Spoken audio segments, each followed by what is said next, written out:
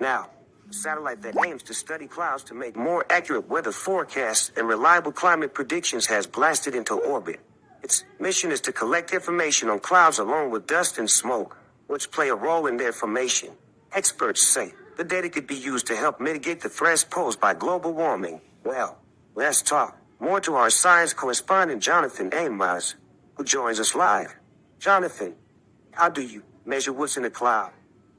Well, you have a couple of very fancy instruments, Nick. You have a Doppler radar, and you also have a LiDAR, a laser, a space laser. And this Earth Care mission is a joint venture between the European and Japanese space agencies. We'll circle the Earth and it will post the radar and the LiDAR, the laser, down through the atmosphere. And the laser will see the tops of clouds.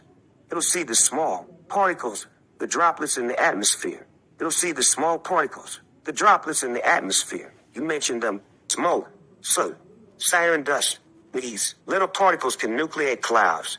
It'll see how much water they're carrying.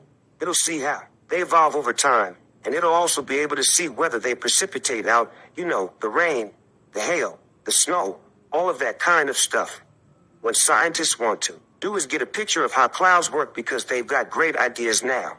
But they don't have really precise ways of understanding how clouds work. And that's important because they need to feed that information into the weather forecast that we all use every day. But longer term as well. The climate forecast, there are some suggestions that, as the planet warms, we'll get less cloud cover. And if that happens, more of the sun's radiation will be absorbed at the surface. And that will amplify the warming that we get from carbon dioxide and other greenhouse gases. And if that happens, more of the sun's radiation will be absorbed at the surface.